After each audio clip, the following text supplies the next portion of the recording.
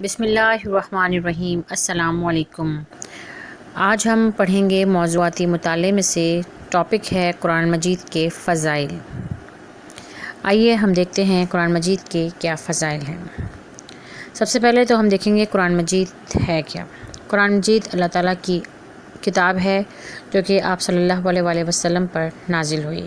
قرآن کے معنی ہوتے ہیں سب سے زیادہ پڑھی جانے والی کتاب۔ تو اللہ تعالیٰ نے اپنے بندوں کی رہنمائی کے لیے حضرت محمد صلی اللہ علیہ وآلہ وسلم کو دنیا میں نمونہ بنا کر بھیجا۔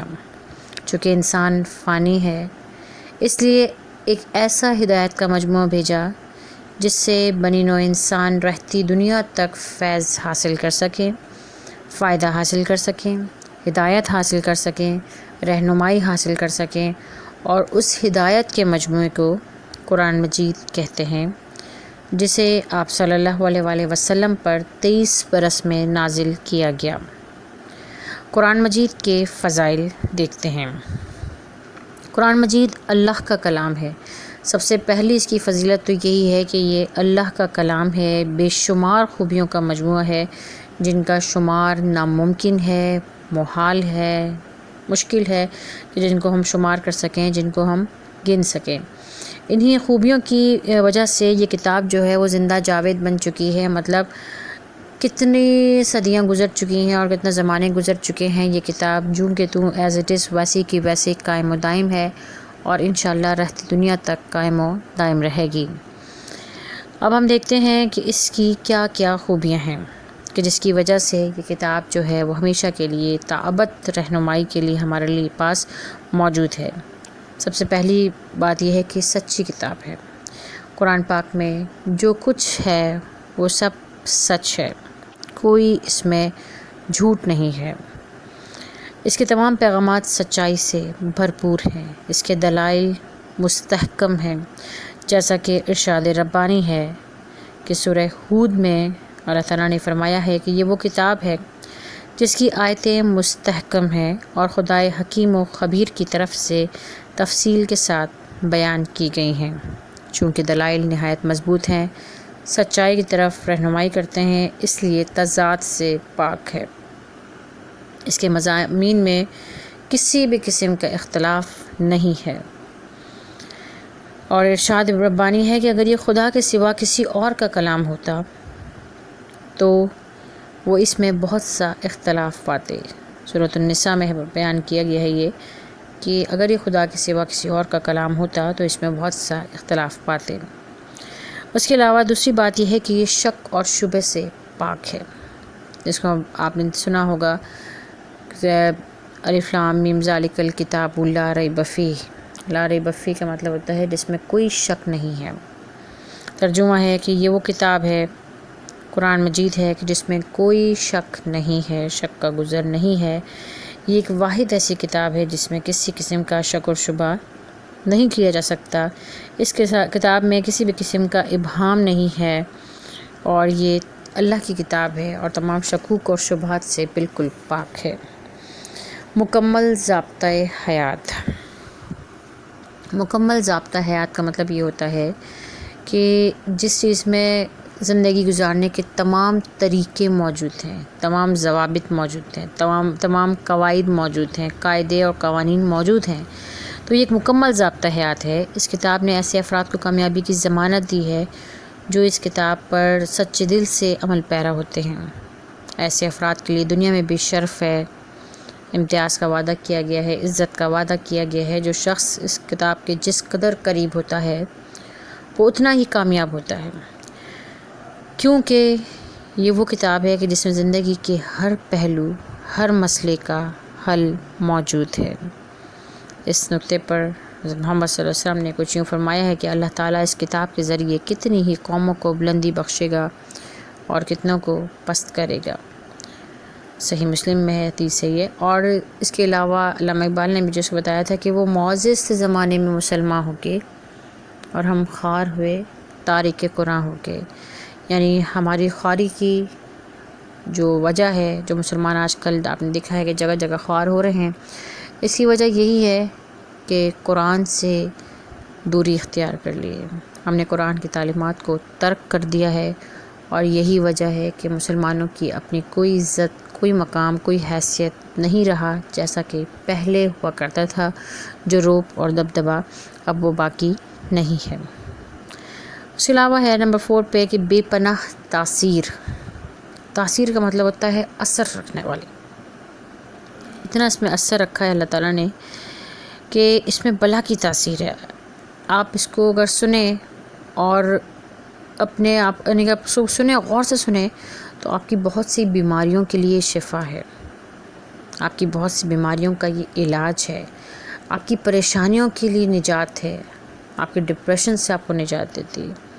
اور یہ قرآن جو ہے اس کے اندر اتنی تاثیر بھی ہے کہ اگر یہ قرآن کسی پہاڑ پر نازل ہوتا تو تم دیکھتے کہ خدا کے خوف سے دبا اور پھٹا جاتا ہے. یعنی اتنی تاثیر ہے کہ یہ قرآن اگر پہاڑ پر بھی نازل ہو تو وہ بھی اس کے خوف سے دب اور پھٹا جاتا ہے. جو سورہ حشر میں یہ قرآن میں اللہ تعالیٰ نے فرمایا ہے. پھر اس کے بعد یہ تربیت و تزکیے کی ایک زبردست صلاحیت رکھتا ہے. اس کے اندر تربیت کرنے کی، تزکیہ کرنے کی، یعنی قرآن سے جڑنے والے لوگوں کی تربیت کی ذمہ داری قرآن خود اٹھا لیتا ہے. جیسے جیسے آپ قرآن سے قریب ہوتے جاتے ہیں، آپ کی تربیت، آپ کے اندر اس کا نور اترتا جاتا ہے. آپ کے جو راستے ہیں وہ واضح آپ کو نظر آنے لگتے ہیں. آپ کو نیکی اور بدی میں فرق نظر آنے لگتا ہے اور آپ صراط مستقیم پر چلنے والے بن جاتے ہیں. یہ انسان کے دل اور دماغ، جذبات اور خواہشات اور سیرت اور کردار کا اچھے طریقے سے تربیت اور تزکیہ کرتا ہے، احسن تزکیہ کرتا ہے. اس کی بدولت سے انسان اپنے اندر اخلاقی فضائل پیدا کر لیتا ہے اور پھر وہ اندرونی سکون محسوس کرتا ہے کہ کیونکہ جب انسان اس کو پڑھتا ہے اور خاص طور پہ سمجھ کے پڑھتا ہے، تو جب ہم پڑھتے ہیں نا کہ سورہ فاتحہ میں جب ہم پڑھتے ہیں کہ ہم اللہ تعالیٰ سے صراط مستقیم مانگتے ہیں. صراط مستقیم یعنی سیدھا راستہ. اور کن لوگوں کا راستہ؟ جن لوگوں پر تو نے انعام نازل فرمایا. اب انعام کس پر نازل فرمایا اس کی ڈیٹیل کتاب قرآن پاک میں موجود ہے. اور ہم پناہ مانگتے ہیں اس راستے سے جس پر تیرا غضب نازل ہوا، اور کن پر غضب نازل ہوا اس کی بھی تفصیل قرآن میں موجود ہے. تو جب ہمیں پتہ چل جاتا ہے کہ یہ جو ہے انعام یافتہ لوگ ہیں اور یہ وہ لوگ ہیں کہ جن پر تیرا غضب نازل ہوا، یعنی اللہ تعالیٰ کا غضب نازل ہوا، تو پھر ہم کیا کرتے ہیں؟ ہم اپنے کردار میں، اپنے اخلاق میں، اپنی زندگی میں ان خوبیوں کو شامل کرنے کی کوشش کرتے ہیں جن پر اللہ تعالیٰ نے اپنا انعام نازل فرمایا. ٹھیک ہے. اسی کتاب کی بدولت عرب جیسی جاہل قوم آج بہترین ہدایت یافتہ قوم بن گئی ہے. اتر کر ہرا سے سوئے قوم آیا اور ایک نسخہ کیمیا ساتھ لایا. یعنی مس خام کو جس نے کندن بنایا، کھرا اور کھوٹا الگ کر دکھایا. اور اسی لیے حدیث میں ایک اور بات یہ بتائی گئی ہے کہ قرآن پاک جو پڑھنے والا شخص ہے اور پڑھانے والا جو شخص ہے وہ بہترین شخص ہے. یعنی حدیث میں ہے کہ تم میں سے بہترین شخص وہ ہے جس نے قرآن سیکھا اور دوسروں کو سکھایا. اس کے بعد جو قرآن پاک کی تلاوت کا جو ہے وہ مومن پر اثر ہوتا ہے کہ ایک مومن جب تلاوت قرآن سنتا ہے، جس کے دل میں ذرا بھی ایمان ہوتا ہے، تو اس کا دل وشت کرنے لگتا ہے، اس کا دل جھومنے لگتا ہے، وہ اپنے اندر ایک عجیب سی کیفیت محسوس کرنے لگتا ہے. اور یہی ہے کہ حقیقت اور در حقیقت یہی جو کیفیت ہے، یہی ایک ایمانی کیفیت ہے جو تعلق باللہ پیدا کرتی ہے، یعنی اللہ سے تعلق پیدا کرتی ہے. جیسے سورہ انفال میں بھی ہم نے پڑھا ہے کہ مومن تو وہ ہیں کہ جب ان کے سامنے اللہ کا ذکر کیا جاتا ہے تو ان کے دل ڈر جاتے ہیں. اللہ تعالیٰ کی قرآن پاک جب آیت سنتے ہیں تو ان کا ایمان بڑھ جاتا ہے. اللہ کی رحمت کا امیدوار بننے کے لیے بھی قرآن کو توجہ سے سننے کا حکم دیا گیا ہے. جیسا کہ قرآن میں ارشاد ہے کہ ترجمہ ہے کہ جس کا کہ اور جب قرآن پڑھا جائے تو توجہ سے سنا کرو. کیوں؟ اور خاموش رہا کرو تاکہ تم پر رحم کیا جائے. اس لیے خاموشی سے سنا کرو، اس لیے توجہ سے سنا کرو تاکہ اللہ تعالیٰ تم پر رحم فرمائے. اسی طرح اگر قرآن مجید کے ہم اور دیکھتے ہیں تو یہ ایک الہامی کتاب ہے. الہامی کتاب اللہ تعالیٰ کی طرف سے نازل شدہ کتاب ہے. ٹھیک ہے، یہ بھی اس کی فضیلت ہے. یہ سراپا اعجاز ہے، معجزہ ہے. اس کا معجزہ یہ ہے کہ جب کافروں نے ایک چیلنج دیا کہ یہ کیا چیز ہے، یہ کون سی کتاب ہے، یہ تو پرانی لوگوں کی حکایتیں ہی تو ہیں، یہ تو ہم بھی بنا سکتے ہیں. تو اللہ تعالیٰ نے ان کو ایک کھلا چیلنج دیا کہ جاؤ اور ایسی کوئی ایک آیت بنا کے لے آؤ. لیکن کافر جو تھے وہ ایک آیت بھی نہیں بنا سکے. جن کو اپنی فصاحت اور بلاغت پہ بہت ناز تھا، وہ قرآن کی ایک آیت بھی نہیں بنا سکتے اور نہ بنا سکے. ٹھیک ہے، اس کے لیے ایک شعر ہے کہ کتاب و حکمت کا یہ مخزن نہ ملے گا یکجاں، لاکھ پڑھ جاؤ کتب خانے زمانے بھر کے. اس کی یکتائی سے منکر کے لیے ہے دعوت، اس کی یکتائی سے منکر کے لیے ہے دعوت، کوئی دکھلائے تو کتاب ایسی پیدا کر کے. تو یہ اس کا اعجاز ہے، یہ اس کا معجزہ ہے. اس کے بعد دائمی ہدایت کا ذریعہ. یہ ایک ایسی کتاب ہے کہ جو کسی ایک قوم کے لیے نازل نہیں ہوئی، ایک زمانے کے لیے نازل نہیں ہوئی، بلکہ دائمی ہدایت. قیامت تک جتنی قومیں آئیں گی ان سب کی ہدایت کے لیے یہی ایک کتاب ہے. پچھلی تمام کتابوں کو منسوخ کر دیا گیا، تمام تعلیمات کو رد کر دیا گیا، اور صرف اب یہ کہا کہ اب یہ کتاب ہے، اسی کو مضبوطی سے تھام لو. اس کو اللہ کی رضی کہا گیا اور کہا کہ اب اس کو مضبوطی سے تھام لو اور تفرقے میں نہ پڑو، بس اسی کو اپنی دائمی ہدایت کا ذریعہ جانو.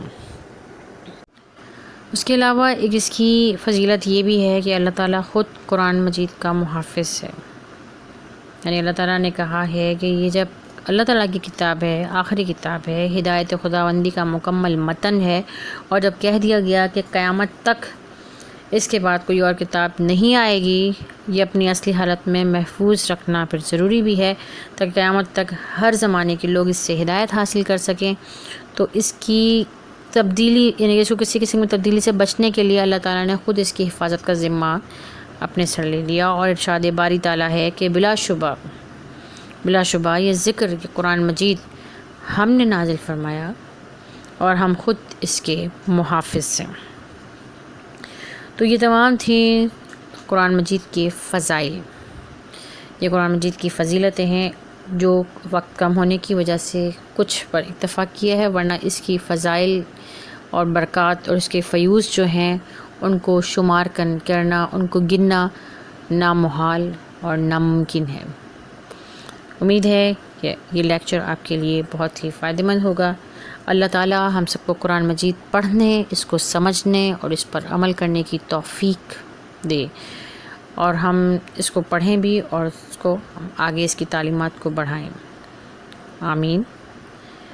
اگلے لیکچر تک کے لیے اللہ حافظ، فی امان اللہ.